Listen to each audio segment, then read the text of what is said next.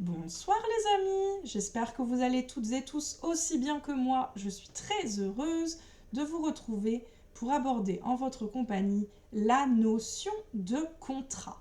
J'ai bien dit la notion de contrat et non pas les contrats éditoriaux à proprement parler. J'aurai peut-être l'occasion de tourner une vidéo à ce sujet dans un futur plus ou moins proche. L'avenir me le dira. Pourquoi je dis la notion de contrat? Parce que avant même d'espérer signer le contrat tant rêvé, l'auteur passe 4 autres contrats.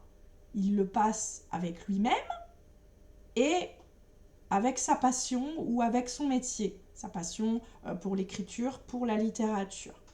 Passion que je suis très heureuse de partager avec vous sur cette chaîne, soit dite en passant. Alors, sans parler du contrat éditorial avec toutes les clauses que ça implique, on peut d'abord parler du contrat que l'on dit technique.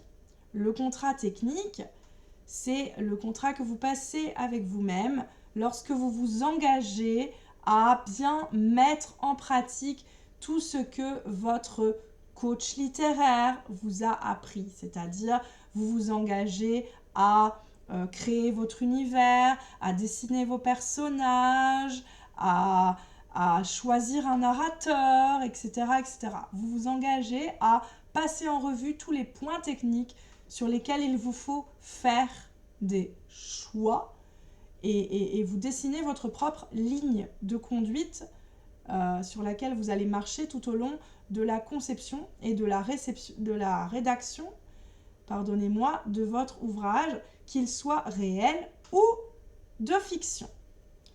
Alors, après ce contrat technique, on a ce que l'on appelle le contrat normatif. Dans normatif, vous reconnaissez normes. Il faut respecter les normes rattachées à notre format d'écriture, le format que l'on a choisi.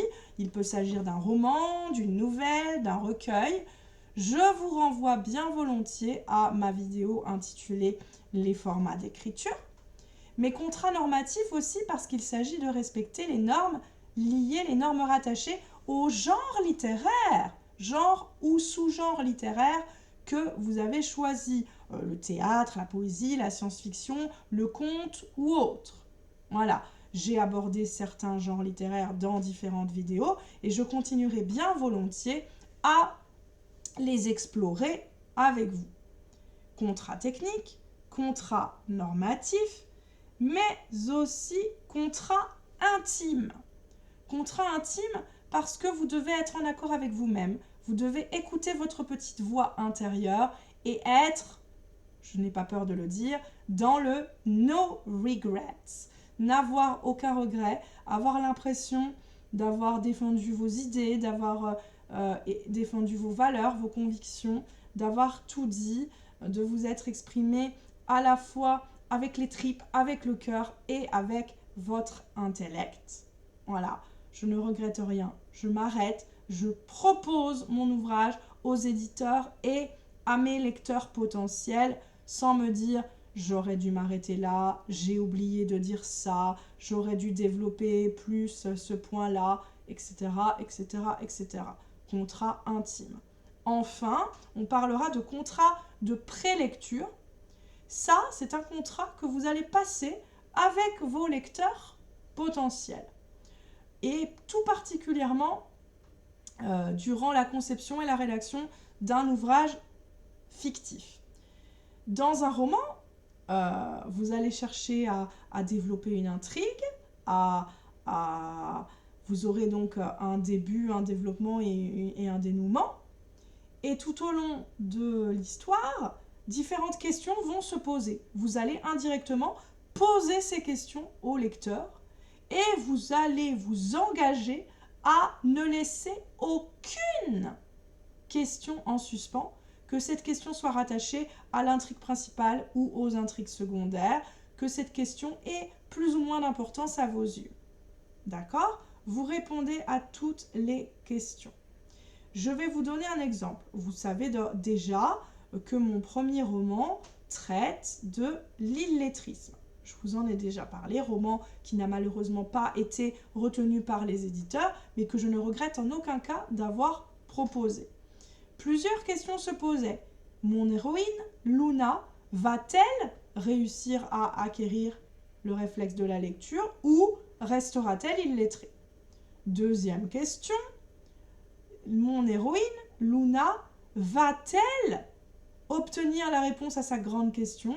Va-t-elle savoir ce pourquoi elle n'a pas connu son père, ce pourquoi son père a quitté le foyer familial alors qu'elle n'avait que 3 semaines?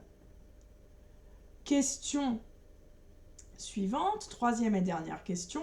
Qui harcèle, et plus exactement, qui stalk? Je m'adresse aux plus jeunes d'entre vous, stalker, harceler par le biais de SMS éphémères, c'est très désagréable, c'est même une méthode utilisée par la police.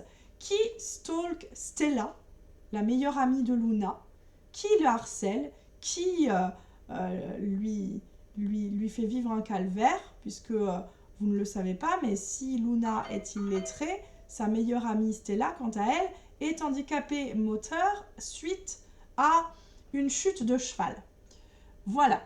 Alors, vous avez donc ces 4 contrats à passer avec vous-même, avec votre passion ou avec vos lecteurs potentiels, avant même d'espérer signer un contrat éditorial à proprement parler et donner vie à votre petit bébé, votre livre, l'avoir entre les mains et tâcher de le remettre entre les mains de lecteurs potentiels, de le vendre, de lui réserver la meilleure vie possible.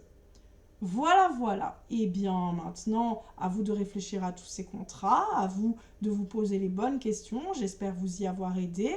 Et en attendant de vous retrouver pour de nouvelles considérations littéraires, je vous souhaite à tous une excellente soirée. Bye bye!